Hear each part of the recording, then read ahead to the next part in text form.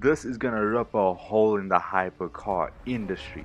But there's one big problem with this car. I'm going to talk about it close to the end, but let's go through all the details of this amazing new car. From what we already know, it has some Formula 1 stuff. This car means business, I'm telling you. McLaren is onto something. What makes me incredibly excited and a little emotional, I won't lie. This is the new McLaren in the lineage of the one. What am I talking about? What started with that F1? McLaren's first production car ever. The driver-centric monster weighing nearly under a ton as a production road legal car. V12 engine on its debut winning Le Mans. The McLaren F1 was meant to be perfect. Now think about this. The benchmark, performance and inspiration was the NSX. Just with the budget scaled up to 11, it has gold in it. Really what I did was try and exorcise the bad things that supercars were well known for. One of those is pedal offsets, and one of the main reasons for doing the central driving position was to get rid of all those horrible offsets that you had in current supercars. But another reason for the central driving position was I wanted the driver to feel special, and sitting in the middle was synonymous with Formula 1.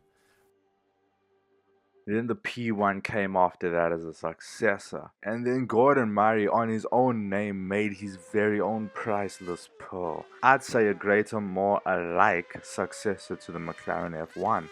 It's called the GMA T50. Animated T50S, successor to the F1 GTR. And now McLaren has just dropped their new one, third in the lineage. That's why this car is special. More special than a 750S. That's why I had to make a video on this car. Firstly, what is amazing about the W1, they said that from the steering, you get the most real feeling. They didn't say it exactly in these words, but my interpretation is, you get so much feedback as if your hands are gripping the tarmac.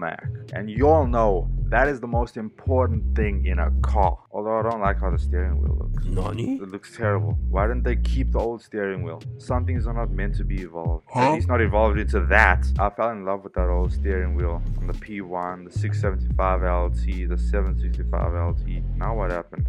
The monocoque of this car is 100% carbon fiber, but there is some aluminium parts, part of the chassis, part of the structure of this car. Curb weight is 1,399 kilograms.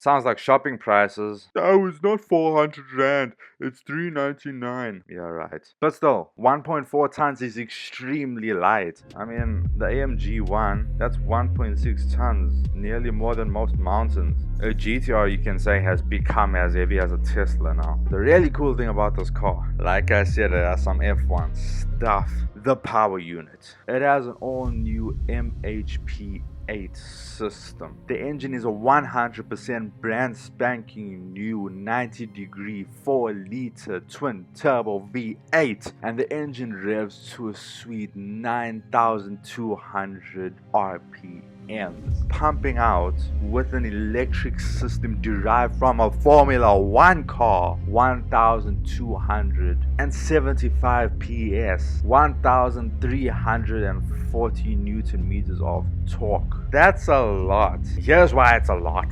The power goes past the rear differential into a rear-mounted 8-speed transaxle gearbox, and then it goes back just to the rear differential. 100% rear-wheel drive, no 4-wheel drive. So you ain't getting no sliding assistance.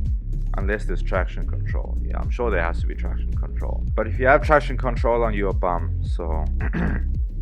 So what McLaren did is make the power as efficient and quick as Formula 1 cars of today, but with the balance build of the 60s and 70s F1 cars.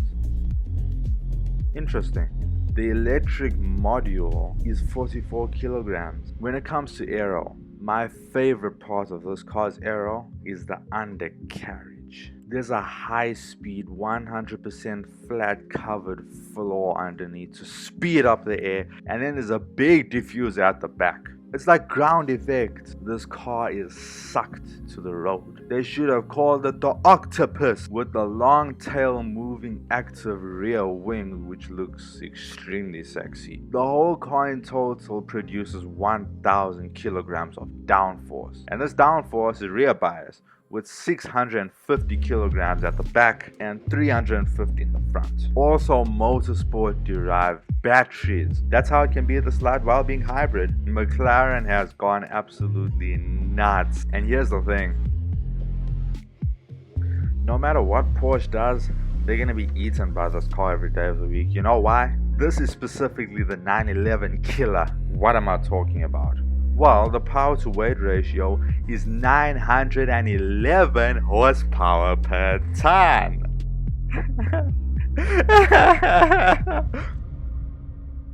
My prediction for the Nürburgring lap time, if they're gonna put it there and publish it, like they don't usually do with their masterpieces for some reason, but my prediction is a 6 minute 32. Let's see if it happens. I don't know if it's gonna happen. That's just my prediction. I said earlier that there's a problem with this car.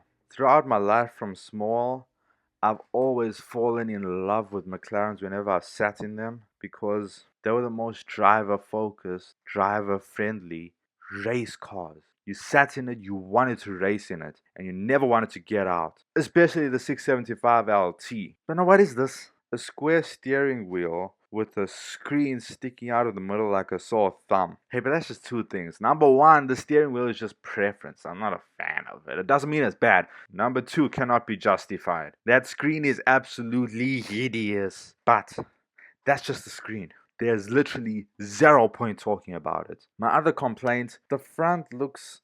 the design of the side, this line of carbon fiber parts, the silhouette of the car, and the rear end. The rear end is my favorite part. All of this is absolutely beautiful. I love it. But the front end looks rushed. It just looks like an edited remake. Tell me what you all think in the comments below. I've seen what's wrong with it. The front bumper, the whole front end, does not blend at all. There's no balance. Lines, they follow different trajectories and they are totally unbalanced. But that's just one thing. When I heard the sound of this engine, I couldn't contain myself. McLarens and Honda NSXs, the howling sound. I don't think anything can beat them. They howl so amazingly. They sound so sweet to the ear. Comment down below if you want me to do a video on the balance of sound. Power of sound. But McLaren always does this. The engines sound amazing. I absolutely love it. Side vents, absolutely amazing. I love how they designed this. I love every intake on the roof and all. And the rear lights, it looks kind of like that old 675 LT. It looks very similar to that, but blown up to 11 on beauty and brutality. I just can't get at the front though. I just can't. At some angles, it looks like it justifies itself, but then when you look at it closely at that same angle, you're like, no. Or at least I'm like, no. Then last thing on the design. If there was just a little bit more of a whole visceral, brutal look on this McLaren. Like all the lines, the cutouts and the vents make it look brutal. But it's like the SF90 in that it's not a new LaFerrari. It's like the 488 on steroids. I'm like, no, I don't want a 488 on steroids. I want a LaFerrari. So give me a newer McLaren 1. The W1. This looks like it's a little bit of a 720S. There's just something terribly off about this car. Maybe I'll get used to it. Tell me in the comments if I'm drunk or not. So the picture you see now is how I think it should have been designed.